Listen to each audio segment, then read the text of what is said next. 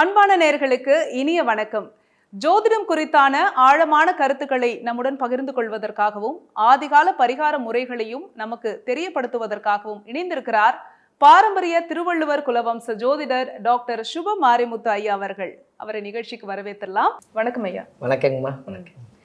கடந்த நிகழ்ச்சியில முடக்கு தோஷத்தை பத்தி ரொம்ப அற்புதமான விளக்கம் கொடுத்திருந்தீங்க. ஏன்னா எனக்கு தெரிஞ்சு முடக்கு தோஷம் அப்படின்னா அடிப்படையான ஒரு புரிதல் நிறைய பேருக்கு கிடையாது. அப்படி ஒரு தோஷம் இருக்குன்னே நிறைய பேருக்கு தெரியாது. ஆமா, அந்த பிரச்சனையில இருப்பாங்க, ஆனா அது என்ன அப்படிங்கறத தெரிஞ்சுக்கும். ரொம்ப சந்தோஷம். நிச்சயமா. ஜோதிட பாஷையில இந்த மாந்தி அப்படிங்கிற ஒரு வார்த்தை நம்ம பயன்படுத்தி கேள்விப்பட்டுட்டே இருக்கோம். மாந்தி அப்படின்னா என்ன சார்? ரொம்ப சந்தோஷங்க. மாந்திங்கிற ஒரு கிரகத்தை பத்தி நீங்க தெரிஞ்சுக்கணும். கண்டிப்பா. ரொம்ப சந்தோஷம். ஏன்னா அந்த மாந்தி அப்படிங்கிற வார்த்தையை ஒவ்வொருத்தரும் அந்த காலத்துல சித்தர்கள் பாருங்க, சூரியன்னா அப்பா, சந்திரனா அம்மா, செவ்வாயினா கூட பிறந்த சகோதரர்கள், புதன்னா தாய் மாமன், குருன்னா குழந்தை பெரியோர்கள், சுக்கிரன்னா மனைவி, மூத்த சகோதரி அத்தை, இதெல்லாம் சுக்கிரன். சனினா சித்தப்பா, ராகுன்னா பாட்டன், கேதுன்னா பாட்டி. மாந்தினா சூரியனுடைய மகன் சனி, சனி பகவானுடைய மகன் தான் மாந்தி. ஓஹோ. சூரியனுடைய மகன் சனி, சனியுடைய மகன் மாந்தி. அந்த மாந்திக்கு ஆதி காலத்துல குளிகைன்னு பேரு, குளிகன். கம்ப்யூட்டர்ல சர்ச் பண்ணீங்கன்னா குளிகன்னு போட்டிருப்பாங்க. சில சாஃப்ட்வேர்ல மாந்தினே கொடுத்துருப்பாங்க, சில சாஃப்ட்வேர்ல குளிகன்னு போட்டிருப்பாங்க. அந்த குளிகனுங்கிறது அப்போ 9 கிரகத்தோட மாந்தி 1 10, லக்கணம் 1 11. சரி. அப்போ மொத்தமே பாருங்க, அந்த காலத்துல 12 கட்டம் தான் இருக்குது, 11 கட்டம் நிறைவா வச்சிருக்காங்க. அந்த ஒரு கட்டம் ஒரு கர்மாவை அனுபவிச்சுதான் ஆகணுங்கிறது ஆதி காலத்திலே இருந்திருக்கு. என்னங்கம்மா, மொத்தம் இருக்கிறது 12 கட்டம், 9 கிரகம், லக்கணம் 1 பிறக்குது 10, பேரன் 1 சூரியனுடைய பேர மாந்தி, அப்போ 11 ஆயிருச்சு. ஒரு கட்டம் ஆல்ரெடி அது எம்டியா இருக்கும். அப்போ எல்லாம் நிறைவாகாது. சரி, நம்மளே ஒரு பூர்த்தி ஆக முடியாது. கண்டிப்பா. அப்ப இறை தேடுதல் எத்தனையோ இருக்கலாம் இல்லைங்களா? இந்த உலகத்துக்காக என்ன வேணா தேடலாம். ஆனா எங்கேயோ ஒரு இடத்துல நம்மளோட கர்மா ஒரு ரகசியமா புதைஞ்சிருக்கும். அதை தேடுறதுக்காக அந்த ஒரு கட்டத்தை கொடுத்துருக்காங்க. இல்லாட்டி 12 கிரகத்தை படைச்சிருக்கலாம், 27 லட்சத்துக்கு 54 வச்சிருக்கலாம், 60 வருஷத்துக்கு 120 வருஷத்துக்கு பஞ்சாங்கம் கொடுத்துருக்கலாம். எல்லாமே ஆதி காலத்துல சித்தர்கள் கரெக்டா கணக்கு போட்டு அந்த வேலை செய்யறாங்க. அப்போ அந்த காலத்துல குழுகன் என்ன வீடு குட்டிச்சவருன்னு சொல்லுவாங்க. குழுகன் என்ன வீடு குட்டிச்சவரு அப்படின்னா குளிகனுக்கு பேர் தான் மாந்தின்னு சொல்லிட்டுங்களா?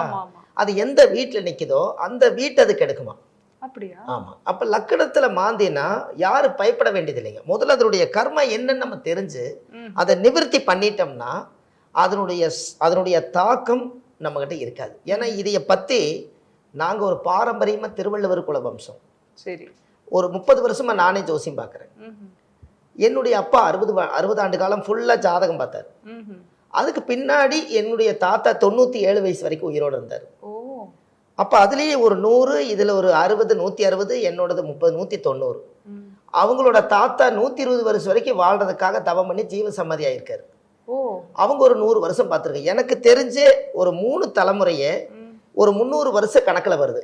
அப்ப அந்த மாந்தி கணிதத்தை பஞ்சாங்கம் எழுதும் போதே 9 கிரகத்தை அடைக்கும் போதே மாந்தி லக்கணம் எல்லாம் போட்டுத்தான் ஆதி காலத்துல தசவர்க்கம் அஷ்டவர்க்கம் எல்லாம் போட்டு சாதக அலங்காரம் பண்ணி அன்னைக்கு ஜோதிடத்தை படிச்சு இன்னென்ன தோஷத்துக்கு இன்னென்ன பரிகாரங்கள் பண்ணி நீங்க வாழையடி வாழைய நல்லா இருக்கும்னு வாழ்த்தி தான் ஜாதகத்தவே கொடுப்பாங்க.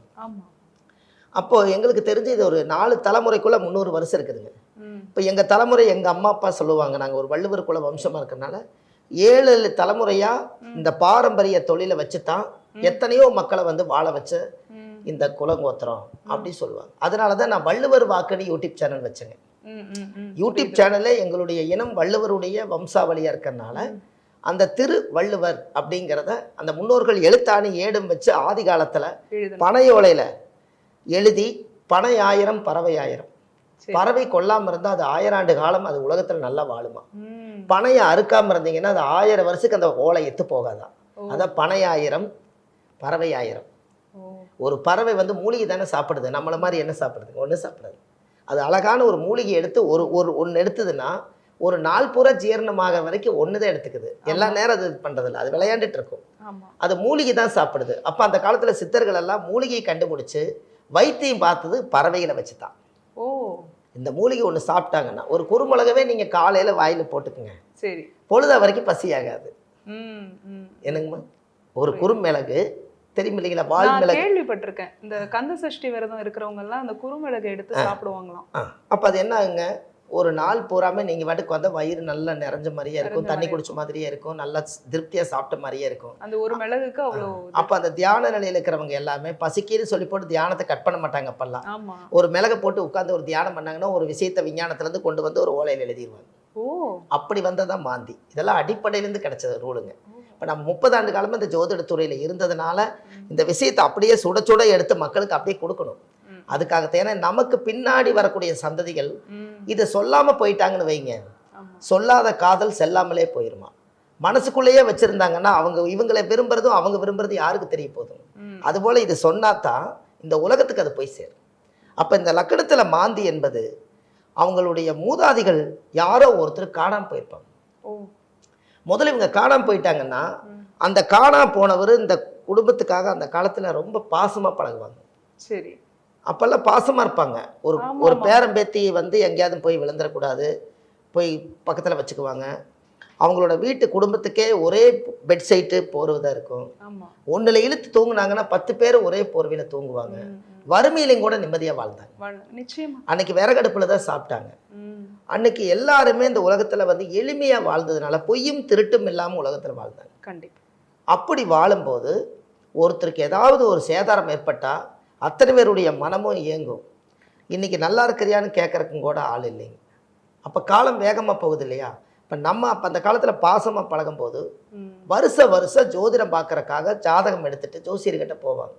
போய் இந்த காலத்தில் என்ன திசை நடக்குது, என்ன புத்தி நடக்குது, அதுக்கு என்ன பரிகாரம் பண்ணணும், என்ன கோயிலுக்கு போகணும், இந்த வருஷம் வெள்ளாமை எப்படி விளையும், இன்னைக்கு கந்தையம் எப்படி இருக்குது, வரவு எவ்வளவு, செலவு எவ்வளவு, அனைத்தும் தெரிஞ்சுக்கிறதுக்கு அன்னைக்கே ஜோதிடத்தை கால்நடையாக போய் வீட்டிலேயே போய் உட்காந்து சிமிலி விளக்கில் உட்காந்து ஜோதிடம் பார்த்துருக்காங்க.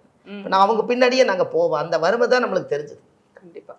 அவங்க போகும்போது பஞ்சாங்க பை எடுத்துகிட்டு போவோம். அப்படி போகும்போது தான் அவர் லக்கணமே போட்டாச்சே, ஏன் மாந்தி கணிதம் கணிக்கிறாரு அப்படின்னு பார்த்தா மாந்தி வந்து அந்த துணை கிரகமாக வருது. அந்த சூரியனுடைய மகன் சனி, சனிக்கு துணை கிரகமாக வந்ததுனால அவருடைய மகனாகவே இருந்து துணை கிரகம் மாந்தி. இந்த மாந்தி ஒன்று தான் இந்த அழுகி போகிற பொருள். நம்ம உடம்புல இந்த புண்ணு வந்துச்சுன்னா ஆற மாட்டேது பார்த்தீங்களா. அதெல்லாம் இந்த மாந்தி தோஷம். அழுகி போகக்கூடியது டெத்து. ஏன்னா அது லாஸ்ட். சூரியனுடைய மகன் சனி, சனியினுடைய மகன் மாந்தி. எல்லா கர்மாவும் மாந்தி கிட்டத்தான் போய் டெபாசிட். இறுதி எல்லாமே அங்கதான் போய் லாக் ஆகுங்க அந்த மாந்தி. அதனால தானே குளிகை காலத்துல ஒரு காரியம் செஞ்சா அது தொடர்ந்து நடந்துகிட்டே இருக்குன்னு சொன்னாங்க. அதனாலதான் அந்த இறப்பு வந்து குளிகை காலத்துல எடுக்காதீங்க, அது பார்த்து எடுங்க. இல்லாட்டி தொடர்ந்து வீட்டுல ஏதாவது டெத்து நடக்கணும். அதனால டெத்துங்கிறது அங்கதான் பிறக்குது பாருங்களேன். அதான் மாந்தி, அதான் ஒரிஜினல் விஷயம். இதெல்லாம் ஆதி காலத்துல அந்த குளிகை காலம் பார்த்து, அந்த நேர காலம் பார்த்து, அந்த தனிஷ்டா பஞ்சமி எல்லாம் பார்த்து தான் அந்த பிரேதத்தை எடுப்பாங்க. அப்படி இருக்கும் காலகட்டங்கள்ல நம்ம முன்னோர்கள் யாரோ ஒருத்தர் பைத்தியம் பிடிச்சி காணாம போறது, மனநிலையாகி எங்கேயாவது சூசைட் பண்றது, ஆற்றுல போய் தெரியாமல் விழுந்துறது, இல்லை கொடுமை தாங்க முடியாமல் ஏதாவது பண்ணிக்கிறது, இப்படி இருக்கிறவங்களுடைய ஆத்மா சாபம் யாருக்கு அந்த குடும்பத்தில் இருக்குதோ அவங்க வம்சத்துக்குள்ள தான் இந்த லக்கணத்தில் மாந்தி பிறக்கும். ஏன்னா அந்த துர்மரண தோஷத்துக்கு தான் இந்த மாந்தி வந்து உள்ள கனெக்ட் ஆகுது. இது இன்னைக்கு எடுக்கலைங்க, இதெல்லாம் எனக்கு தெரிஞ்ச 300 வருஷம் நான் சொல்கிறேன். மாந்தி கணிதம் இவ்வளவு பேர் இருக்கிறாங்க. எங்களுடைய ஆதாரமா எல்லாருமே எங்களுடைய வீட்டுல எல்லாம் போய் பார்த்தீங்கன்னா இந்த தாத்தா படம் எல்லாம் ஆதி காலத்துல இப்போ கொஞ்சம் ஓவியமா வரைஞ்சி வச்சுக்கிறது கொஞ்சம் இருக்குது. இப்ப கரண்ட்ல ஒயிட் பிளாக் அண்ட் ஒயிட் படம் இருக்குது. இப்ப கரண்ட்ல இருக்கிறதெல்லாம் இருக்கு சுத்தி. சரி, இவங்கெல்லாம் ஒரு 300 வருஷ தலைமுறையிலேருந்து ஜோசியம் பார்த்துக்கிறதுனால ஞாபகார்த்தம் அதை வச்சுக்கிறேன். அப்போ அவங்கெல்லாம் ஜோதிடத்திலேயே எல்லாம் கணிதம் பண்ணவங்க தான், மாந்தி கணிதம் பண்ணவங்க தான். அப்போ அந்த பாரம்பரியமாக நம்ம வந்து அதை பண்ணினதுனால இந்த மாந்தி பற்றி கொஞ்சம் மக்களுக்கு சொன்னால் அதில் இருந்து அவங்க ரிலீஸ் ஆகி அவங்க நல்லா இருக்கிறதுக்கு ஒரு பரிகாரம் இருக்குது இல்லைங்களா. அதனால அந்த மாந்தி பற்றி தான் இன்னைக்கு உங்ககிட்ட அந்த அடிப்படை விளக்கமே இவ்வளவு நேரம் போகுது. மாந்திக்கு இவ்வளவு விளக்கம் இருக்கு. இன்னும் ஆரம்பிக்கவே இல்லைங்க மாந்தி பற்றி. இப்போதான் நான் சொல்லவே போறேன். அப்போ அந்த காலத்துல முன்னோர்கள் யாராவது இறந்துட்டாங்கன்னா அந்த ஆத்மா எங்கேயாவது ஒரு ஓரத்தில் அந்த பாடி அழுகி போய் யாருமே ஒருத்தர் அடக்கம் பண்ணுறக்கு ஒரு நாதியே இல்லையே அப்படின்னு அது வேதனையோடு இருக்கும். அந்த ஒரு வேதனை வந்து பார்த்திங்கன்னா அந்த காக்கா குருவி கொத்தி மீன் கொத்தி அதனுடைய துர்வாசம் அடித்து ஒரு ஆத்மா ஒரு மனித பிறவிக்கு இப்படி ஒரு தண்டனையா அப்படின்னு அந்த ஆத்மாவும் அங்கே தான் இருக்கும், அந்த உடம்பு அங்கே தான் இருக்கும். யாராவது ஒருத்தராவது இதை எடுத்து அடக்கம் பண்ண மாட்டாங்களா அப்படின்னு அது நினைக்கும். அப்ப அந்த ஆத்மா பார்க்க வரைக்கும் பார்த்துட்டு ஒருத்தருமே இல்லைன்னா அது எந்த சொந்தக்காருடைய ரிலேட்டிவ்ல அந்த இறப்பு வந்ததோ அவங்க குடும்பத்துக்கே இந்த ஆத்மாவோட சாபம் தான் லக்கணத்துல மாந்தி.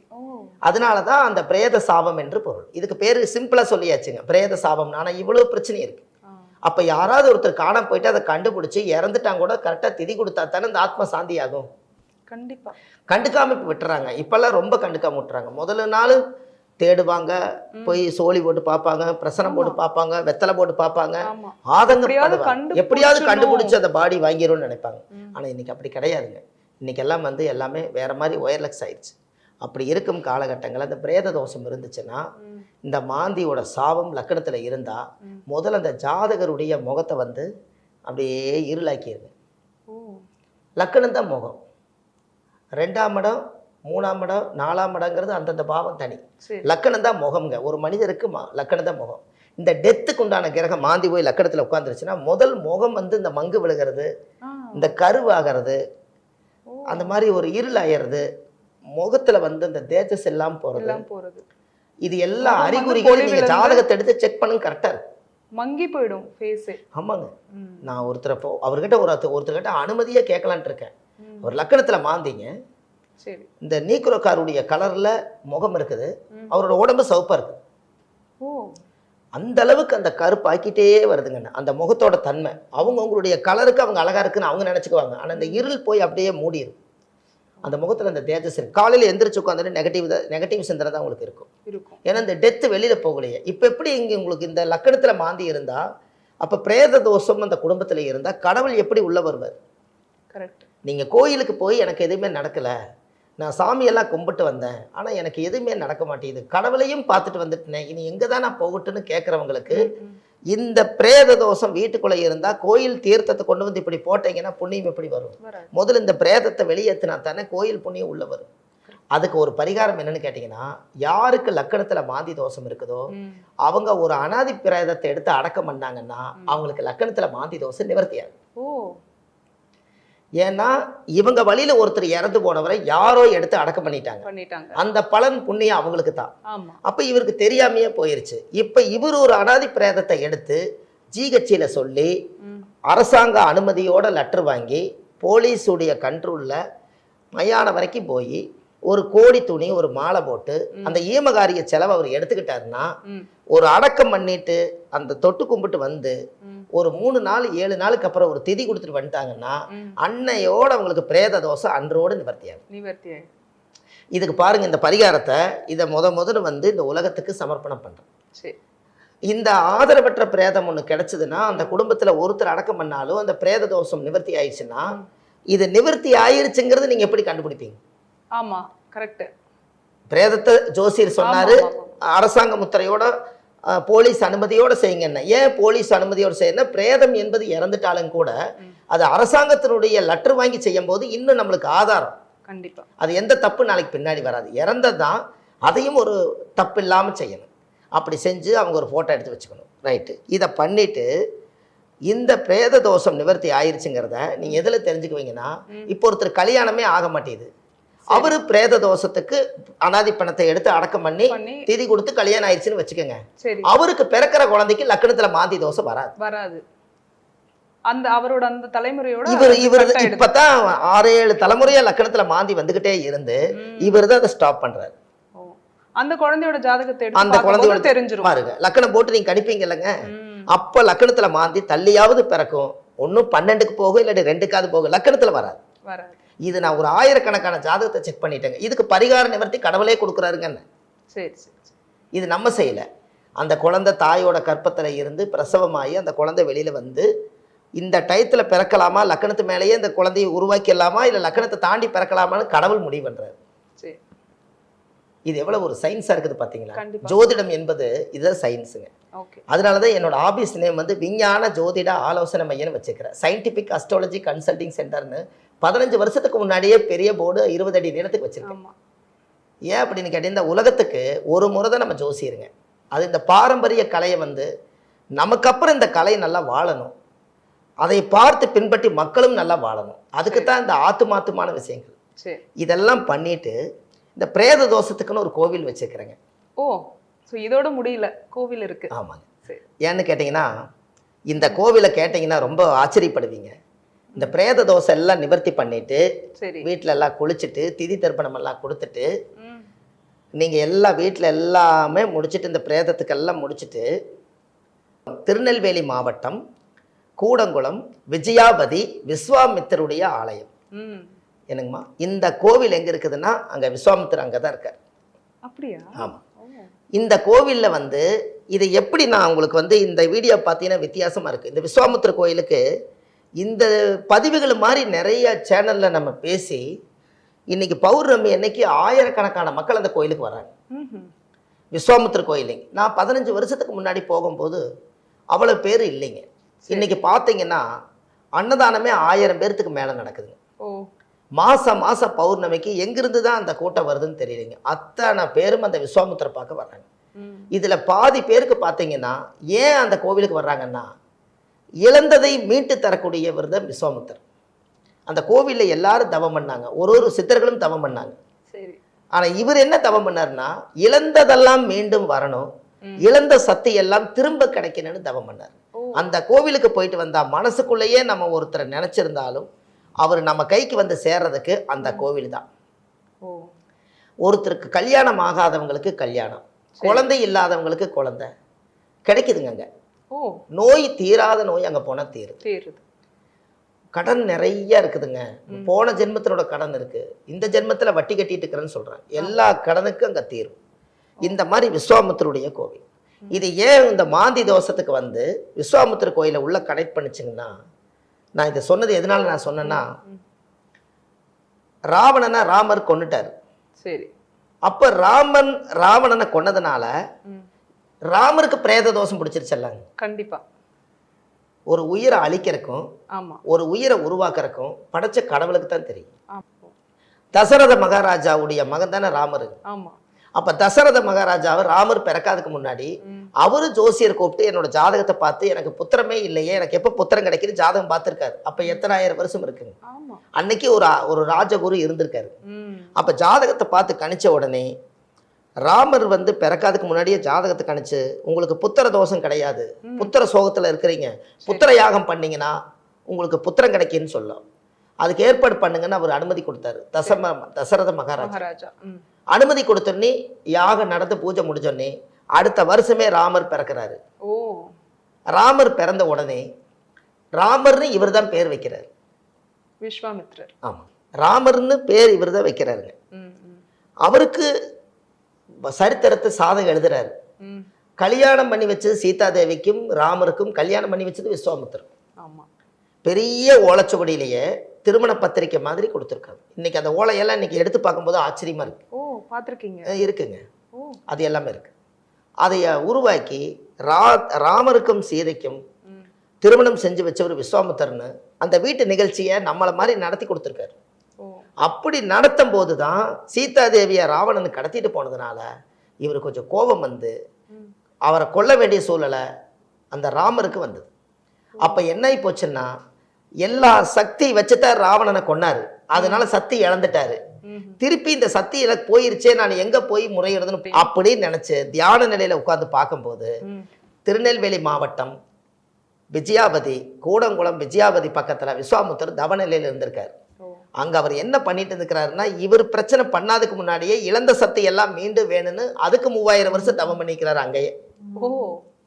அப்போ உடனே இவர் போய் ராமர் போய் ஐயா நான் இந்த மாதிரி ராவணனை கொன்னுட்டேன், அதனால எனக்கு பிரேத தோஷம் பிடிச்சிருச்சு, இந்த பிரேத தோஷத்தை நிவர்த்தி பண்ணி கொடுங்கன்னொன்னே சரி அவங்க உப்பை நம்ம சாப்பிட்ருக்கோம், ஒரு கஷ்டம்னு வந்திருக்காங்க நம்ம அதை செய்து கொடுக்கணும்னு சொல்லி அவர் அங்கே உட்கார வச்சு யாகம் பண்ணி நவக்கலச யாகம் பண்ணி அந்த தீர்த்தம் எடுத்து ராமர் தலையில ஊற்றி அவருக்கு பிரம்மகத்தி தோஷம் நிவர்த்தி பண்ணதுக்கு அப்புறம் தான் ராமேஸ்வரத்தில் வந்து லிங்க பூஜை பிடிச்சி ராமநாத சுவாமியா ராமன் ஆண்ட நாடு ராமநாடு. இப்படித்தான் அந்த கோவில் வந்ததுங்க. அப்போ யாருக்கெல்லாம் லக்கணத்துல மாந்தி இருக்கோ அவங்கெல்லாம் ஒரு முறை விஸ்வாமித்திர கோயிலுக்கு போயிட்டு வந்தாங்கன்னா இந்த பிரேத தோஷம் அவருக்கு நிவர்த்தியான மாதிரி இவங்களுக்கு நிவர்த்தி ஆயிடும். இதைத்தான் நான் கனெக்ட் பண்ணி கொண்டு வந்தேங்க. இதை நான் வந்து முதல்ல எடுத்து இந்த உலகத்துக்கு விஸ்வாமித்திர கொண்டு வந்து எதை கொண்டு வந்து சேர்த்தனன்னு சொல்லி பார்க்கும்போது மாந்தி தோஷத்துக்கு இது ரொம்ப சிறப்பான கோவிலா வந்திருக்கு. மாந்திக்கு 27 நட்சத்திரக்கு 27 கோயில் இருக்குது. ஆனா அந்த லக்னத்துல மாந்திக்கு மட்டும் பிரேத தோஷம் இருக்கிறதுனால ராமர் அந்த இடத்துக்கு வந்துட்டு போயிருக்காரு. அதனால அங்க அவருக்கு பிரேத தோஷ நிவர்த்தி பண்ண விஸ்வாமுத்திரை இருக்கும்போது நம்மளுக்கு என்ன 18 சித்தர்கள் இருக்காங்க. இந்த 18 சித்தர்கள் அகத்தியரே பெரிய அகத்தியர் தான். ஆனா அதுலயே விஸ்வாமுத்திரர் வல்லை, அதுக்கு மேல அவர் ராஜகுருவா இருந்திருக்காரு. அதனால அந்த கோவிலை நம்ம சொன்னோம். அதனால அந்த கோவிலில் போயிங்க கடல்ல அந்த நவகலச பூஜையெல்லாம் அங்கே பண்றாங்க. உங்களுக்கு விருப்பம் இருந்தால் நீங்க போய் பண்ணிக்கலாம். அந்த கோவிலுக்கு போகும்போது அங்கே ஒரு வனாந்தர காடு மாதிரி, அதனால பஸ் வசதி ரொம்ப கம்மி, கடைகள் எல்லாம் அந்த கோயிலுக்குள்ளே இல்லை. அதனால போகும்போது நீங்கள் தேங்காய் பழம், வெத்தலை பாக்கு, மாலை, தண்ணி, சாப்பாடு எல்லாம் நீங்கள் தயார் நிலையில் கொண்டுட்டு போய் தான் அவரை போய் பார்க்க முடியும். ஏன்னா அந்த இடத்துல அந்த வசதிகள் இல்லைங்க. அதனால் அது ஒன்று நீங்கள் பண்ணணும். அப்புறம் இந்த அன்னதானமெல்லாம் அங்கே போடுறாங்க. எப்படி போடுறாங்க அப்படின்னு கேட்டிங்கன்னா, வரக்கூடிய மக்கள் அரிசி, பருப்பு, காய்கறி எது வாங்கி கொடுத்தாலும் அந்த தேவஸ்தானத்தில் கொடுத்தா எல்லாத்துக்கும் அன்னதானம் செஞ்சு வர்ற மக்களுக்கு பசியார போடுறாங்க. ஏன்னா அந்த இடத்துல எந்த வசதி இல்லாதனால போகும்போது நீங்கள் வெறுங்கையில் போகாதீங்க. ஒரு 5 கிலோ அரிசியோ 10 கிலோ அரிசியோ காரில் போகிறவங்க கண்டிப்பாக எடுத்துகிட்டு போகலாம். ஒரு அரிசி, பருப்பு, காய்கறி, எண்ணெய், நெய், இந்த மாதிரி தேங்காய் பழம் இதெல்லாம் நீங்கள் எடுத்துகிட்டு போகலாம். இதெல்லாம் எடுத்துகிட்டு போய் அங்கே சாமிக்கு சமர்ப்பணம் பண்ணிங்கன்னா ஒரு வேளை சாப்பாடாவது வர்றவங்களுக்கு இல்லைங்காமல் அன்னதானம் நடக்கும். ஏன்னா நான் நிறைய போய் பார்த்துருக்கேன். பௌர்ணமி அன்னைக்கு ஆயிரக்கணக்கான மக்களுக்கு அன்னதானம் பண்ணுறாங்க. அந்த அன்னதானம் பண்ணும்போது எல்லாரும் கொண்டு வரக்கூடிய அரிசி, பருப்பெல்லாம் அதில் போட்டு சமைச்சு எல்லாத்துக்கும் போடுறாங்க. நான் ஒரு 12 முறை போயிருக்கிறேங்க. ஒரு முறையும் போகும்போது அவர்கிட்ட சொல்லி, ஐயா நாங்கள் ஜோசியர், இந்த கையில் நாங்கள் 90 எடுத்து நல்லா இருக்கும்னு கொடுக்குறவங்க, எங்களுக்கு இன்னும் பவர் வேணும், இழந்த சக்தியெல்லாம் எங்களுக்கும் விஸ்வாமித்திரோட சக்தி வேணும், 4 பேர்த்துக்கு நாங்கள் சொல்லி கோயிலுக்கு நிறைய பேர் வர்றாங்க, முதல்ல எங்களுக்கு நீங்கள் ஒரு கை வைக்கிறதுக்கு ஒரு வாய்ப்பு கொடுங்கன்னு கேட்டு 12 முறை போயிருக்கேன். 12 யாகம் பண்ணியிருக்கேங்க அந்த கோவிலில். அந்த யாகம் பண்ணி அந்த தீர்த்தம் எடுத்து என் மேலே ஊற்றுவாங்க. அந்த கலச தீர்த்தம் எடுத்து என் மேலே ஊற்றுவாங்க. அது அவ்வளோ ஆனந்தமாக இருக்கும். கடலில் போய் 3 தடவை உருண்டு, இப்படி 3 தடவை உருண்டு வரணும், அப்படி 3 தடவை உருண்டு வரணும். யாராக இருந்தாலும் நம்ம உடம்புல இருந்து பீடை, பிணி, காற்று, கருப்பு எது இருந்தாலும் நெகட்டிவ் எல்லாம் போயிடும். கடலை குளிக்கணும், 3 முறை உருடணும், மறுபடியும் கடலை குளிக்கணும், 3 முறை இப்படி உருடணும். இப்படியே உருண்டுட்டு அங்கே தில்லை காளின்னு ஒரு அம்பாள் இருக்குது. ஒரு எலுமிச்சம்பழத்தை வாங்கி தலையை ஒரு 3 முறை சுற்றி, இன்னையோட என்னோட கர்மா விஸ்வாமுத்தருடைய கோவில்லையே எங்களுடைய எல்லா கர்ம மனைகளும் மாந்தி பிரேத தோஷங்கள் அனைத்து நிவர்த்தியாகணும் தலை பின்னாடி போட்டுட்டு திரும்பி பார்க்காம நீங்கள் வீட்டுக்கு வந்துடலாங்க. அன்னையோட அந்த ஜாதகத்தில் இருக்கக்கூடிய லக்கணத்தில் மாந்தி பிரேத தோஷம் நிவர்த்தி ஆகிடும். ஒரு அனாதி பாடி எடுத்து அடக்கம் பண்ணால் அஸ்வமேத யாகம் நடத்துறதுக்கு சமம். ஆமாம், நான் 1400 பாடி அடக்கம் பண்ணிக்கிறேங்க. சிறப்பு சார். ஆமாங்க, அரசாங்க முத்திரையோடங்க, போலீஸ் அனுமதியோட. என்னுடைய புண்ணியமே இதுதாங்க அதிகமாக. நான் இந்த மாதம் 15 பாடி அடக்கம் பண்ணுங்க. எல்லாமே வீடியோவே வச்சுருக்கேன். நீங்கள் வள்ளுவர் வாக்குன்னு யூடியூப் சேனலில் போனீங்கன்னா நான் அடக்கம் பண்ணின அத்தனை பிரேதத்தினுடைய வீடியோக்களும் நம்ம பண்ணின சர்வீஸ் எல்லாம் அதில் போட்டு வச்சுருப்பேன். ஏன்னா நமக்கு அப்புறம் ஒருத்தர் இதை செய்யணும். ஏன்னா அனாதி பிணத்தை அடக்கம் பண்ணுறது அஸ்வமேத யாகம் நடத்துன்னு சமம். அந்த ஆத்மா என்ன பண்ணுங்களா, குளிமேட்டு பக்கத்தில் நீங்கள் ஏதாவது ஒரு கோடி துணி போட்டு மாலை போடுறது யாருமே இல்லைன்னு அதை நினச்சிட்டு இருக்கிறவங்களுக்கு 4 பேர் கிடைச்சா பெரிய விஷயம் தானே. அந்த ஆத்மா என்ன நினைக்குங்களா, குழியெல்லாம் வெட்டி வச்சுட்டு கடைசியாக அந்த உடம்பு போய் அடங்கும் போது அது என்ன நினைக்குமா, என்னைய தாயாவும் தந்தையாவும் அண்ணனாவும் தம்பியாவும் சொந்தமாக எடுத்து கடைசியில் உன்னோட கையில் தான் நான் இந்த குழிக்குள்ளே போகிறேன், இந்த பூமியில் நீ நல்லா இருப்பேன்னு சொல்லிட்டு போகுமா. அந்த வாழ்த்துக்கள் கிடைச்சதுன்னா வராத நோயும் கூட வராதுங்க. ஏதாவது ஒரு நோய் வரும்னு நினச்சாங்க கூட அது வராது. பெரிய பெரிய கொடிய நோய்களோ மருந்து இல்லாத நோய்களோ அது வராமல் இருந்தாலே பெரிய புண்ணியம். அதை புண்ணியம் செய்வதற்கே புண்ணியம் செய்திருக்க வேண்டும். கேள்விப்பட்டிருக்கேன். ஆமாம், நான் அப்பப்போ ஒவ்வொரு வரிகள் எடுத்து நான் அந்த உலகத்துக்கு ஏதாவது ஒன்று கொடுப்பேன். அதுக்கு தான் இந்த வார்த்தை, இந்த முற்பிறவியில் செய்த பாவங்கள்னு சொல்லி விளக்கு போடுறக்கு ஒன்று போட்டுக்கிறோம் பார்த்தீங்களா. அது நீங்கள் விளக்கு விஸ்வாமித்திர கோயிலில் போடும்போதும் கூட இந்த வார்த்தையை நீங்கள் சொல்லி, முற்பிறவியில் செய்த பாவங்கள் எப்பிறவிக்கும் தொடராமல் இருக்க இப்பிறவியிலேயே என் தந்தை வழியில் வந்த கர்மாவினைகளும் என் தாய் வழியில் வந்த கர்மாவினைகளும் நான் இந்த பூலோகத்தில் என்னுடைய தாய் கர்ப்பத்திலிருந்து இந்த பூமிக்கு வந்த கர்மாவினைகளும் இன்றோடு நிவர்த்தியாகன்னு சொல்லி நீங்கள் விளக்கேற்றினாலே உங்கள் கர்மாவும் நிவர்த்தியாகும். சிறப்பு. என்னங்கம்மா, இதெல்லாம் சிறப்பாக இந்த வீடியோவில் எல்லாரும் பகிர்ந்துக்கிட்டுங்க. யாருக்கெல்லாம் லக்கணத்தில் மாந்தி இருக்கோ அவங்க அந்த வீடியோவை அனுப்பிச்சு விட்டாங்கன்னா, கொஞ்சம் டைம் ஒதுக்கி இந்த வீடியோவை பார்த்தாங்கன்னா இத்தனை கருத்துக்கள் கொடுத்துருக்கிறாரு. வாழ்க்கையில் ஒரு முறையாவது இதுக்காகவாவது விஸ்வாமித்திர கோயில் போகணும் அப்படின்னு நினைப்பாங்க இல்லைங்களா. அப்போ அந்த வழியை காமிச்சு கொடுத்தவங்களுக்கு 1% ஆண்டவன் நம்மளுக்கு ஒரு நன்மை கொடுப்பார். என்னங்கம்மா, நம்ம ஜோதிடர் ஒரு தூதர்கள் தான், ஒரு வழி காமிக்கிறாங்க. அந்த கோயிலை கண்டுபிடிச்சி ஆனந்தமாக பார்த்துட்டு வந்து நம்மெல்லாம் அசுர வளர்ச்சிக்கு போறக்குண்டான யோகத்தை ஏற்படுத்தி கொடுத்தவரே விஸ்வாமித்திரர் தாங்க. அதனால மென்மேலும் நல்லா இருக்குங்க. இந்த பதிவே பார்த்தீங்கன்னா பொறுமையா பார்த்து பொறுமையா முடிக்கணும். ஆமா. இல்லைங்களா? ஏன்னா அவ்வளவு நேரம் இந்த ஒரு பதிவே இவ்வளவு நேரம் போகுது. இவ்வளவு நேரம் பேசுறோம். கரெக்ட். அதனால இந்த லக்கணத்துல மாந்திக்கு யாரும் பயப்பட வேண்டியது இல்லைங்க. உங்க குடும்பத்துல என்ன பிரச்சனைக்கு தீர்வு வந்து அனாதி பணத்தை எடுத்து அடக்கம் பண்ணணுமோ அதை செஞ்சுட்டு நீங்க வாட்டுக்கு போலாம். எந்த பிரச்சனையும் இருக்காது. அடுத்த ஜெனரேஷன் வாழையடி வாழையா 21 தலைமுறைக்கு அந்த வம்சத்துல மாந்தி தோஷம் வராது. சிறப்பு சார். ஆமா. மாந்தின்னு ஆரம்பிச்சேன், மாந்திக்கு ஒரு விளக்கம் கொடுத்தீங்க, லக்னத்துல மாந்திக்கு ஒரு விளக்கம் கொடுத்தீங்க, பிரேத தோஷத்தை பத்தி சொன்னீங்க, அதுல இருந்து எப்படி நிவர்த்தி ஆகணும்ன்ற விஷயத்த சொன்னீங்க. அதுக்குள்ள ஒரு சமூக சிந்தனை இருக்கு. அதாவது நீங்க ஒரு 1400 ஆதரவற்ற பிரேதங்கள் இவங்களை வந்து நீங்க அடக்கம் பண்ணிருக்கீங்கன்னு நினைக்கும் போது உண்மையாவே ரொம்ப சந்தோஷமா இருக்கு. இந்த விஷயத்த நம்ம சமூகத்துக்கு வந்து நம்ம பதிவு பண்றோம். நம்மளை போல எல்லாரும் வந்து இப்ப இந்த பதிவு மாதிரி நிறைய யூடியூப் சேனல் சொல்லிக்கிறேங்கம்மா. அதுல என்ன ஒரு சந்தோஷம் தெரியுதுன்னா, இப்ப தமிழ்நாடு முழுவதும் ஜிஹெச் ஆஸ்பத்திரியில ஆதரவற்ற பிரேதங்கள் எங்கேயுமே இல்லை. அங்கங்க எங்களுக்கு லக்னத்துல மாந்தி இருக்குன்னா அந்தந்த ஜிஹெச் ஆஸ்பத்திரியில ஒரு ட்ரஸ்ட் இருப்பாங்க. அவங்க கிட்ட போய் சொல்லி இந்த மாதிரி மாந்தி தோஷத்துக்கு ஆதரவற்ற பிரேதம் அடக்கம் பண்ணுனா ஒரு அஸ்வமேத யாகம் நடத்துறதுக்கு சமன் சொல்லியிருக்காங்க. எங்களுக்கு ஒரு ஈமகாரியம் செய்யறதுக்கு ஒரு வாய்ப்பு கொடுங்கன்னு கேட்டு அதுக்குரிய செலவை ஏத்துக்கிட்டு இன்னைக்கு எல்லாமே நீங்க தமிழ்நாடே சுத்தமா இருக்குதுங்க. அந்த அளவுக்கு அந்த பிரேத தோஷம் நிவர்த்தி ஆகுது. இதெல்லாம் வந்து ஆத்மாதான் வாழ்த்தோணுங்க. நிச்சயமா. இந்த நிகழ்ச்சியும் ரொம்பவே உபயோகமா இருந்தது சார். மிக்க ரொம்ப நன்றிங்கம்மா. வணக்கங்கம்மா.